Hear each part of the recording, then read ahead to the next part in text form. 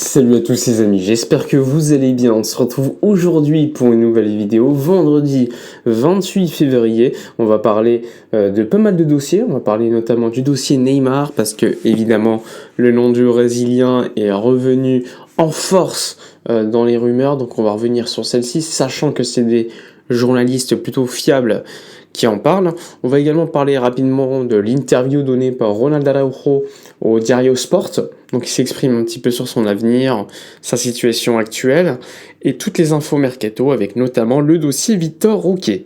Bon, c'est parti, on commence par le dossier Neymar. Alors comme vous le savez, le Brésilien est en ce moment à Santos, il a rejoint le club brésilien, son club formateur, il y a quelques semaines, quelques mois, afin de pouvoir rejouer au football, puisqu'il y est revenu d'une blessure d'une très longue durée, plus d'un an d'absence à Al Hilal, et Al Hilal ne le considérait pas comme étant suffisamment fit, notamment le coach Jorge Jesus, qui donc ne lui permettait pas d'être inscrit pour participer au championnat saoudien. Et donc, il avait besoin de jouer pour notamment reprendre confiance en son jeu, en son corps, mais surtout, pourquoi pas se préparer pour un retour en Europe, pour préparer au final la Coupe du Monde 2026, qui est probablement le dernier gros objectif du joueur brésilien. Donc, la rumeur, elle est très simple. Hier, tu as Ornstein, donc David Ornstein, journaliste très fiable au Royaume-Uni, qui a sorti un petit papier sur le dossier Neymar et Barcelone. Il explique que Neymar a comme rêve un retour à Barcelone. Il faut savoir que sa famille vit à Barcelone. Vous le savez, il a changé plusieurs fois de compagne, et l'une des premières compagnes, d'ailleurs avec qui il a eu un enfant, le premier, vit à Barcelone avec son nouveau mari. Et donc Neymar, souvent lorsqu'il était à Paris notamment, faisait beaucoup d'allers-retours vers Barcelone, et donc il y a toujours une certaine accroche par rapport à la Catalogne.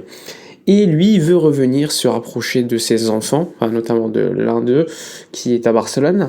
Et donc, l'objectif étant de jouer à Santos jusqu'à la fin de saison et pouvoir reprendre un certain rythme. Et ensuite, revenir tout simplement en Europe.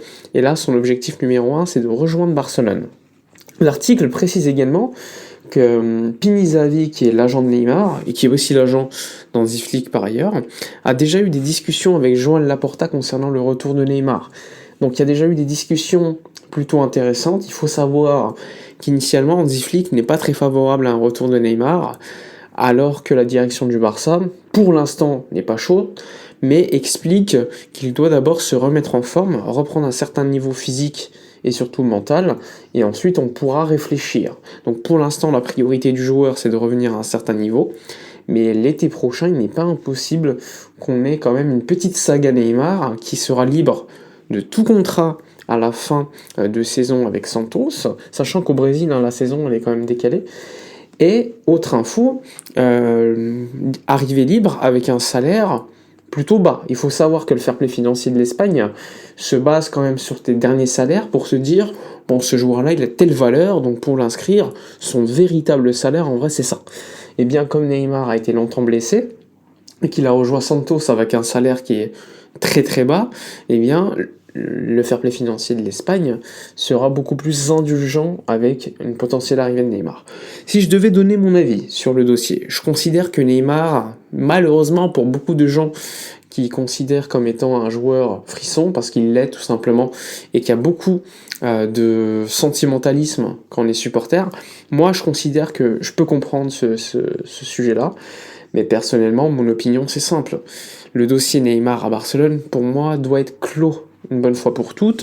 C'est un joueur qui physiquement, on a trop de doutes. Il sort d'une blessure très longue. En plus, son objectif final, c'est la Coupe du Monde. Ok, j'entends les discours qui te disent il peut venir avec un bas salaire, au pire des cas, il sera sur le banc, ça ramènera beaucoup de monde dans le stade. Oui, d'accord. Mais je ne sais pas si, sous Hansi Flick, par exemple, il sera capable de faire le pressing. Est-ce qu'il sera capable d'avoir une certaine, on va dire, une certaine flexibilité en termes de demande par rapport au coach? Quand le coach te demande de faire ça, il faut le faire. Une certaine discipline. Neymar, est-ce qu'il va mal influencer les joueurs du vestiaire qui sont très jeunes? Là aussi, beaucoup de questions. Mais de l'autre côté, je peux comprendre également les arguments disant que t'as rien à perdre. Au pire des cas, il partira rapidement, il fera une saison ou deux max, il remplira le nouveau stade éventuellement s'il est prêt. Bref, je peux comprendre tous les points de vue, mais personnellement, je considère que le dossier Neymar, Neymar n'a plus sa place à Barcelone. Tout simplement parce que son étape est passée, qu'il a un certain âge, et je pense pas que un club sérieux doit tomber, on va dire, dans le sentimentalisme. Tout simplement, il faut être plus rationnel quand tu es dirigeant de club.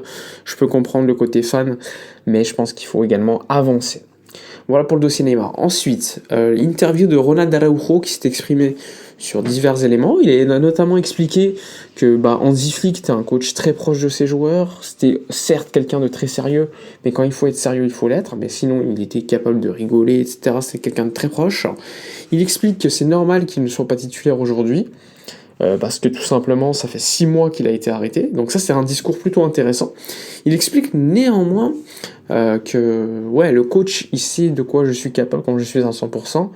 Tout simplement, à moi de lui montrer quand je le serai, comme ça je pourrai jouer. Donc c'est un discours plutôt rationnel de la part de Ronald Araujo, qui a précisé également qu'il a prolongé son contrat parce qu'il se voit tout simplement jouer. Et donc ça peut sous-entendre que s'il ne joue pas, est-ce qu'une décision sera prise pour partir? Je ne sais pas. Mais en tout cas, lui, il explique que s'il a prolongé, c'est pour rester jusqu'au bout en 2031, il faut le rappeler. Et surtout, il a dit que il pouvait partir dans d'autres clubs, qu'il y a eu des discussions, c'est normal, mais qu'il a investi, on va dire, entre guillemets, sur Barcelone, parce qu'il voit que l'équipe est bien construite, et que je pense que c'est un projet les plus excitants. Donc ça, c'était pour l'interview de Ronald Araujo, qui va devoir se bouger, tout simplement, et s'améliorer sur certains points s'il veut devenir, on va dire, un défenseur central titulaire aujourd'hui dans ce Barça d'Hansi Flick. Ensuite, à le dossier Victor Roque. Comme vous le savez, Victor Roque quitte le FC Barcelone. Je vous l'ai sorti en vidéo il y a quelques jours, et même hier, parce qu'on a eu une confirmation. L'officialisation est attendue aujourd'hui. C'était le dernier jour de mercato, aujourd'hui, vendredi, au Brésil. Évidemment, il y a un décalage. Le Brésil, c'est quand même beaucoup d'heures de décalage. Il faut savoir que Palmeiras va payer 25,5 millions d'euros pour 80% du joueur. Le Barça garde donc 20% des droits du joueur, donc s'il y a une vente future, on récupère à 20%. Il faut également préciser que le Barça a dû négocier avec le Real Betis, et le Real Betis a obtenu 30% supplémentaires des droits de Abdé, qui a été vendu par le Barça il y a quelques saisons.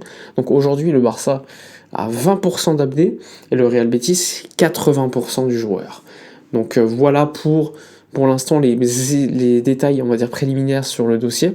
Il faut savoir que certains journalistes expliquent que les 80% d'Abdé seraient en réalité que 50% toujours, que dans une situation, c'est-à-dire quand le joueur serait vendu à plus de 10 millions d'euros. Bref, il y a beaucoup d'éléments qui ne sont pas sûrs. On vous dit juste un petit peu les potentiels, on va dire, contreparties qu'il y a pu avoir dans le deal.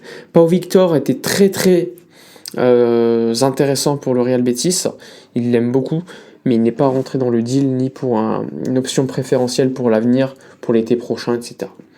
Voilà, pour faire simple, le Barça récupère sa mise, pas de perte, donc ça c'est le plus important, et surtout ça améliore le fair play financier. En été on verra à quel niveau il sera, mais ça te permet quand même d'inscrire, on va dire, le contrat d'Inigo Martinez pour une saison de plus. Voilà pour les informations de la journée. N'hésitez pas à donner votre avis dans les commentaires, à liker, commenter, partager. Moi je vous dis à la prochaine, et d'ici là, comme d'habitude, portez-vous bien.